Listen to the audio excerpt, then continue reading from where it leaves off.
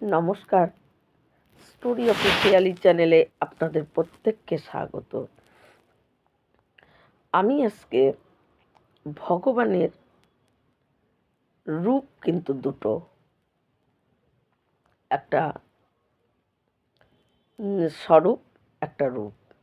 শুধু ভগবানের না, আমাদেরও রূপ দুটো, একটা স্বরূপ, একটা রূপ। আমি আজকে এই সম্বন্ধেই একটু বলছি যে স্বরূপ আর রূপ এই দুটো কি, আর ভগবানকে কেমন করে সেই স্বরূপ থেকে রূপে আনতে হয়, আর ভগবান স্বরূপ থেকে রূপে কি করলে আসে। শ্রীমদ্ভাগবতের প্রথম শ্লোকেই ভগবানকে বলেছে, সচ্চিদানন্দ রূপায় বিশ্ব উৎপত্তাদি হেতবে তাপত্রেয় বিনাশায় শ্রীকৃষ্ণ বয়ম নম। এখানে সচ্চিদানন্দ মানে সর্ব আনন্দময় চিত্ত যার, সেই হলো ভগবান। এই সর্ব আনন্দ যার মধ্যে আছে সেই হলো ভগবান শ্রীকৃষ্ণ। আর এই শ্রীকৃষ্ণ, শ্রী মানে রাধারানী, আর বয়ম মানে আমরা। তাই এই রাধারানী সহকারে যে কৃষ্ণ, রাধা কৃষ্ণকে আমরা বারংবার প্রণাম জানাই। এবার বলেছে কি যে ভগবানের যে দুটো রূপ, শুধু ভগবানের না, আমাদেরও দুটো রূপ। এই রূপ দুটো কি, একটা স্বরূপ, একটা হলো রূপ। ভগবান মন্দিরে, আমাদের বাড়ির মন্দিরে, সমস্ত জায়গায়, এক একটা জায়গায় ভগবানের স্বরূপ এক এক রকম। বৃন্দাবনে ভগবান বাঁশি স্বরূপ, বৃন্দাবনের স্বরূপ কেমন, ভগবানের হাতে বাঁশি, বংশী বাজাচ্ছে।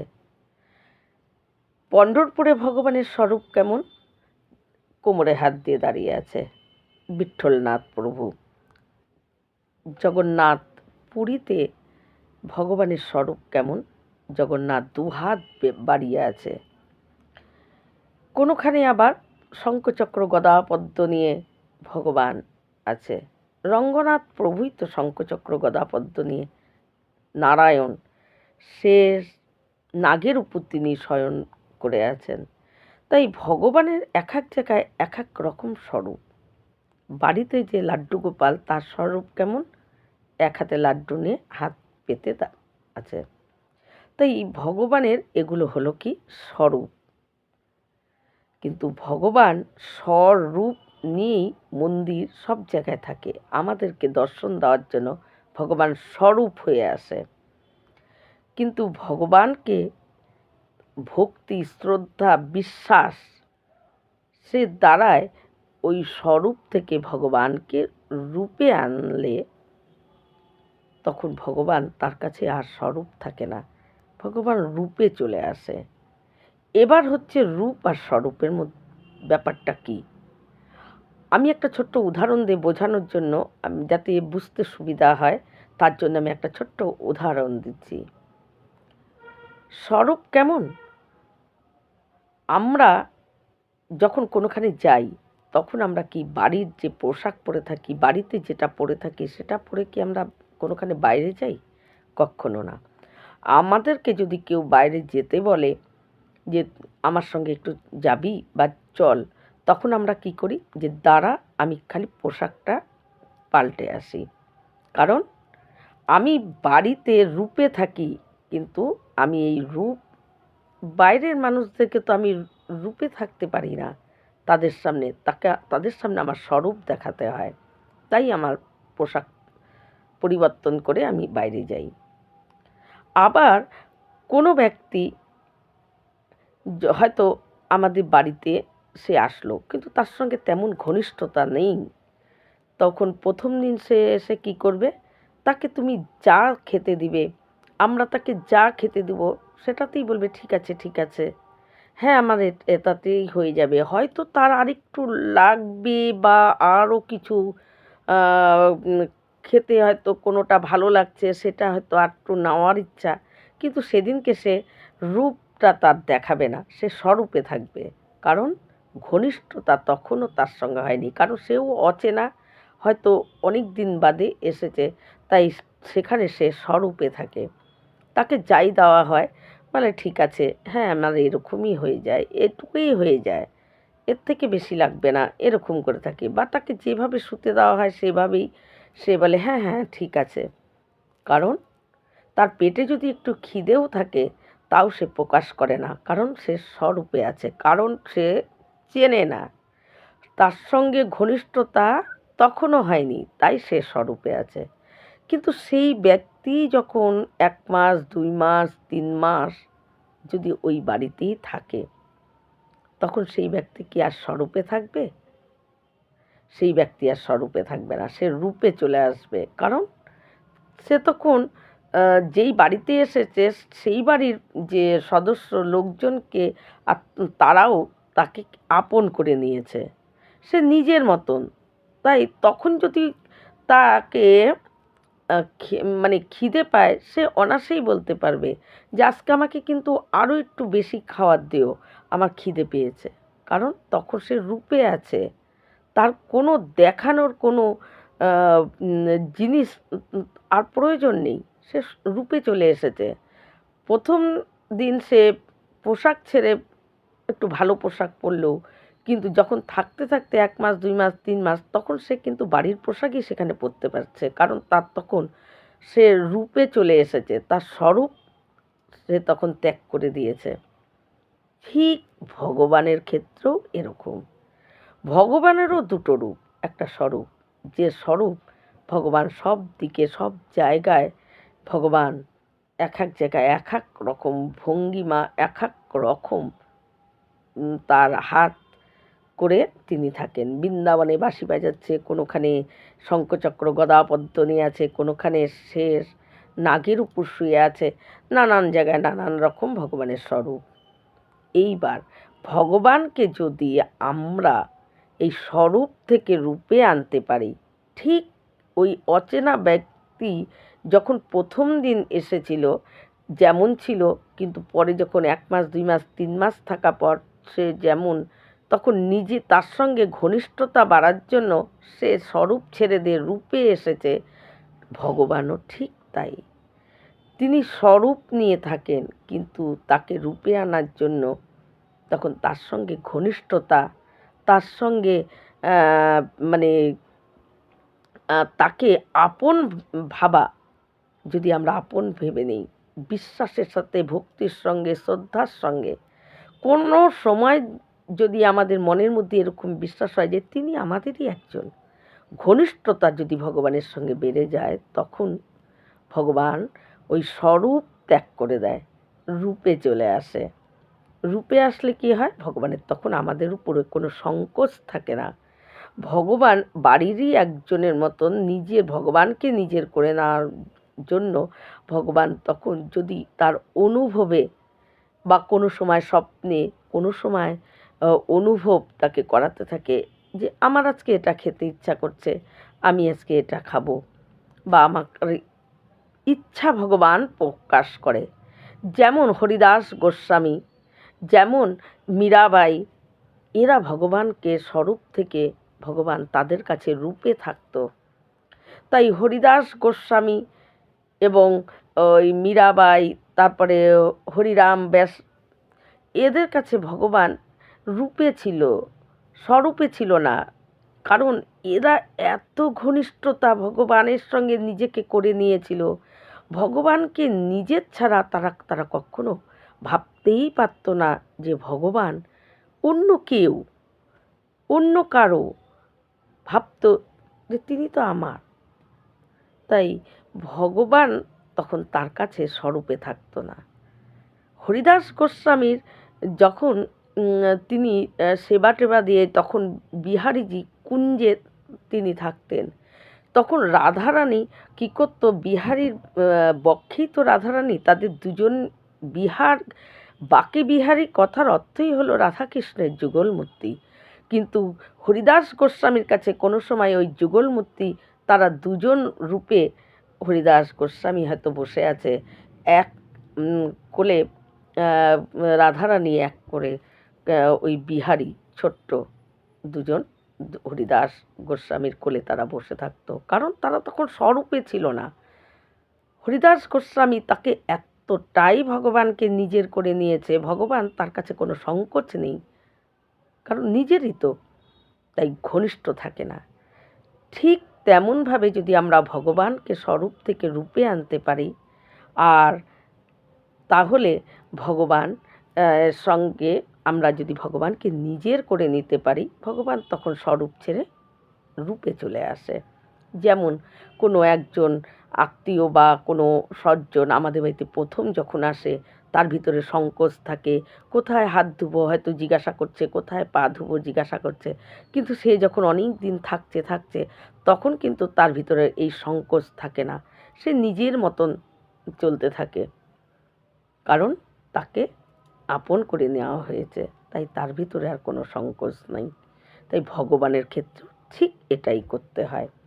এবার হলো ভগবানকে, তার ভিতরে চৈতন্য, ভগবান জড় না, এই ভাব কোনো সময় রাখা উচিত না।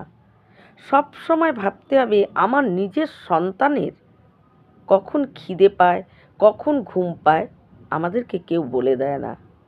আমরা মারা কোনো দিন কোনো মাকে বলতে হয় না যে তোমার সন্তানের খিদে পেয়েছে খাওয়াও, তোমার সন্তানের ঘুম পেয়েছে ঘুম পাড়াও, বলতে হয় না মাদেরকে। মারা জানে, কারণ মারা জানে যে আমার সন্তানের এখন গরম লাগছে, এখন ঠান্ডা লাগছে, এখন খাওয়াতে হবে, এখন ঘুমাবে, কারণ এটা মারা জানে। এই কারণেই মাদের ভিতরে জানে যে আমার বাচ্চার প্রাণ আছে, আমার সন্তান চৈতন্য, তাই তার ভিতরে সব কিছু ভাব তার থাকে, তাই তাকে শিখিয়ে দিতে হয় না। ঠিক ভগবানের ক্ষেত্রেও যদি ভগবানকে কেউ জড় ভাবে, ভগবান জড় পদার্থ হয়েই থাকে। জড় পদার্থ যেমন কোনো অনুভব, কোনো কিছু থাকে না, তাকে যেখানে রাখা যায় সেখানেই থাকে, ঠান্ডা গরম তার কোনো কিছুই অনুভব হয় না। ভগবান সেইখানে জড় পদার্থর মতন, ওই সোনা চাঁদি তামা অষ্টধাতু, এগুলো যদি ভাব থাকে যে ভগবান তো অষ্টধাতুর, এই ভাব যদি থাকে ভগবান অষ্টধাতুর হয়েই থাকে, কিন্তু ভগবানের প্রতি এই ভাব কখনো রাখা উচিত না। ভগবানকে সবসময় ভাবতে হবে যে তিনি চৈতন্য, তার ভিতরে প্রাণ আছে, তার খিদে পায়, তার ঘুম পায়, তার সব কিছু হয়। একটা শিশুর যা যা হয়, একটা মানুষের যা যা প্রয়োজন, ভগবানেরও ঠিক সেগুলো প্রয়োজন, তারও প্রয়োজন, কারণ তার সে চৈতন্য। এই চৈতন্য ভাব ভগবানের প্রতি রাখা খুবই দরকার। আর যখন আমরা ভগবানকে স্বরূপ থেকে রূপে ভক্তি শ্রদ্ধার দ্বারায় বা তাকে ঘনিষ্ঠতা করে নেব, আর ভগবানের ভিতরে প্রাণ আছে, সে চৈতন্য, এই দুটো ভাব যদি আমাদের মধ্যে থাকে, আমাদের মধ্যে আসে, তাহলে আনন্দ দান করার কাজটি আমাদের করতে হয় না, আনন্দ তো ভগবান দান করে, কারণ তিনি আনন্দের ভাণ্ডার, সমস্ত আনন্দ স্বরূপই হলো তিনি। তাকে যখনই চৈতন্য আছে তার এই ভাব, আমাদের বিশ্বাসের দ্বারায় যখন এই ভাব আমাদের ভিতরে আসে, আর তার স্বরূপ থেকে তাকে যখন রূপে আনা যায়, অর্থাৎ তার সঙ্গে ঘনিষ্ঠতা বাড়িয়ে নিজের করে নেওয়া যায়, তখন ভগবান তাকে আনন্দ দান করে। সাংসারিক আনন্দ, যেগুলো আমরা আনন্দ বলি, সেই আনন্দর পেছনে দুঃখ লুকিয়ে থাকে। সেই দিনটা হয়তো আনন্দ হচ্ছে, কিছুদিন পরে দেখবে সেই আনন্দটাই জন্যই দুঃখ এসে গেছে। কিন্তু ভগবান যেই আনন্দ দান করে, সেই আনন্দ কোনো দিন তার মধ্যে দুঃখ কষ্ট লুকানো থাকে না। সেই আনন্দ যখনই তোমার চিন্তায়, তোমার ভাবনায় সেই আনন্দর কথা মনে পড়বে বা সেই আনন্দর কথা চিন্তা করবে, সেই মুহূর্তেই আবারও আনন্দময় হয়ে উঠবে। তাই ভগবান যেই আনন্দ দান করে, সেই আনন্দর মধ্যে কোনো দুঃখ কষ্ট কোনো কিচ্ছু লুকানো থাকে না। আর যখন ভগবানকে ওই স্বরূপ থেকে রূপে আনা যায়, আর হলো ভগবানকে তার ভিতরে চৈতন্য আছে এটা ভাবা যায়, তখন ভগবান আনন্দ দান করে। এই রকমই একটা ছোট্ট একটা দুটো মানে বালিকা, তারা ব্রজেই বাস করে, ব্রজবাসী বালিকা। তারা দুজন যমুনায় জল ভরতে এসেছে। এমন সময় দেখে একজন বাবাজি, সে একটা থলি নিয়ে যমুনার দিকে আসছে। কিন্তু তখন তারা দুজন একজন আরেকজনকে বলছে, এই বাবার থলিতে কি আছে দেখতে হবে। আরেকজন বলছে, কি করে দেখবি, এটা কি সম্ভব? তখন বলে যে দেখবি, দেখতে পাবো। এই বাবার ঠিক যমুনায় স্নান করবে, আর যখনই যমুনার জলে নামবে স্নান করতে, তখন তার থলিটি আমরা দেখে নেব কি আছে ভিতরে। তখন ওই বাবা কি করে, থলিটিকে যমুনার পাড়ে রেখে যমুনার মধ্যে নেমে যায় স্নান করার জন্য। যমুনার মধ্যে যেই স্নান করার জন্য নামে, আর ওই দুইজন বোজঙ্গনা, দুই বালিকা, তারা দৌড়ে এসে বাবার থলিটিকে খুলে মানে হাত দিয়ে সমস্ত জিনিসপত্র বের করে দেখে একটা কৌটো, আর কৌটোর মধ্যে দেখে একটা লাড্ডু গোপাল। কৌটো খুলে দেখে একটা লাড্ডু গোপাল। ওই বোজঙ্গনা দুই বালিকার, তারা ওইভাবে লাড্ডু গোপালকে দেখে তাদের এত কষ্ট হয়। তখন একজন বলে আর একজনকে, আরে তোর কাছে না মাখন আছে, সেই মাখন দে তো। লাড্ডু গোপালের হাত মুড়ে গেছে। এই কেমন নিষ্ঠুর বাবারে, যে গোপালকে এইভাবে কৌটোর মধ্যে বন্দি করে নিয়ে এসেছে। বলে তাড়াতাড়ি করে তারা কি করে, ওই গোপালের পায়ে আর হাতে মাখন মালিশ করতে থাকে। সমানে মাখন দিয়ে দুই হাত পা ডলতে থাকে। আর তাদের এই ভাবে যে গোপালের কত না ব্যথা লেগেছে, কারণ তারা চৈতন্য ভাবছে যে গোপালের ভিতরে, গোপালকে তারা তাদের ভাবনায় কখনো জড়ও বলে তাদের মনে হয়নি। তাদের মনে হয়েছে যে গোপালেরও প্রাণ আছে, সে চৈতন্য।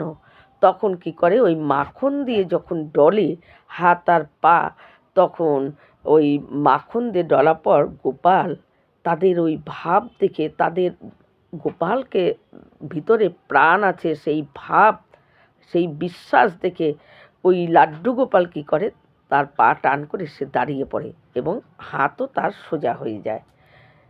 তখন তার ওই দুজন বোজঙ্গনা বালিকা, তারা খুব খুশি হয় যে দেখ আমাদের এইভাবে মাখন দিয়ে হাতটাকে লাগানোতে গোপাল ঠিক হয়ে গেছে, ওর ব্যথা কমে গেছে। এমন সময় বাবা স্নান করে পাড়ে উঠছে, যমুনার কূলে উঠছে। উঠতে কি দেখে যে তার ব্যাগের সামনে দুজন বালিকা কি কি করছে, আর ওখান থেকে বাবা চিৎকার করে।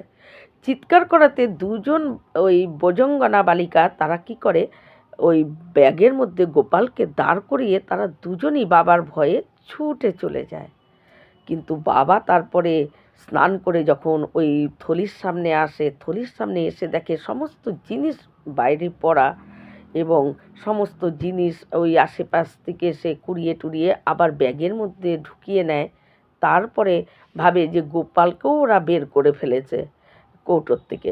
তাই ওই কৌটোর মধ্যে গোপালকে যখন ঢুকাতে যায়, আর গোপাল কৌটোর মধ্যে আটে না, কিছুতেই আটে না, কেন কৌটোর থেকেও গোপাল লম্বা হয়ে গেছে।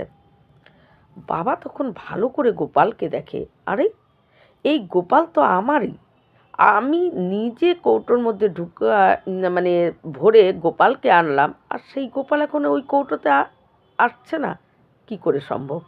গোপালকে যখন সে তুলে বের করে, তখন দেখে আরে গোপাল তো দাঁড়িয়ে আছে, তার হাত পাগুলো তো বেশ সুন্দর, মানে টান টান হয়ে গেছে, এবং সে তো আর ঘুচকে নেই। তখন সেই বাবা বুঝতে পারে যে আমি এত দিন ধরে জপ তপ নাম এগুলো করেও আমি গোপালকে, তার ভিতরে যে প্রাণ আছে তারও যে কষ্ট হচ্ছে, একটা কৌটোর মধ্যে সে যে থাকতে পারে না, সেই ভাব, সেই যে চৈতন্য, সেই ভাব আমার মধ্যে আসেনি। ধন্য বোজঙ্গনা ওই দুটো ছোট ছোট বালিকা, তারা গোপালকে এই কষ্ট দেখে তারা দেখে যে গোপালের গায়ে মাখন দিয়ে তারা এতক্ষণ ধরে ধরে মালিশ করেছে হাতে পায়ে। আর তাদের ওই চৈতন্য ভাব দেখে গোপাল সে দাঁড়িয়ে পড়েছে। এই ছোট্ট গোপাল, দাঁড়ানো গোপাল। তখন সেই বাবা বুঝতে পারে যে আমি আমার নাম জপ এত নাম করা, এত জপ তপ করে এই তীর্থ ভ্রমণ করেও আমার কোনো লাভই হয়নি। কারণ আমি গোপালকে একটা কৌটোর মধ্যে নিয়ে আমি ঘুরে যাচ্ছি, তীর্থ ঘুরছি, কিন্তু ওই ছোট্ট দুটো বালিকা, বোজ বালিকা, তারা গোপালের এই কষ্ট তারা বুঝতে পেরেছে। তার ধন্য সেই বোজঙ্গনা, সেই বালিকা। বাবা তখন নিজে বুঝতে পারে যে ভগবানের ভিতরে প্রাণ আছে, তার সে চৈতন্য। তাই তো তাদের ও তারা মালিশ করাতে সেই গোপাল দাঁড়িয়ে পড়েছে। যদি প্রাণ না থাকে তাহলে গোপাল কি দাঁড়াতে পারত? পারত না। তাই যখন তারা মালিশ করেছে, তাদের ভিতরে বিশ্বাস যে গোপাল ভিতরে চৈতন্য, গোপাল তার ব্যথা লাগছে, তাই গোপাল তাদের বিশ্বাসে সে দাঁড়িয়ে পড়েছে। সেদিন সেই বাবাও বুঝতে পারে যে গোপালের ভিতরে সত্যি এর প্রাণ আছে, এর চৈতন্য। তাই এই রকমই যদি ভগবানকে স্বরূপ থেকে রূপে, আর হলো ভগবানের ভিতরে চৈতন্য, ভগবানের ভিতরে প্রাণ আছে, তারও সব কিছু অনুভব হয়, তাহলেই ভগবান তাকে, তার কাছে ভগবান রূপে চলে আসে। রূপে আসা মানে একদম নিজের হয়ে যাওয়া, আর ভগবান তখন তাকে আনন্দ দান করে। এই রকম ভিডিও পাওয়ার জন্য আমার চ্যানেলটিকে সাবস্ক্রাইব করবেন। নমস্কার।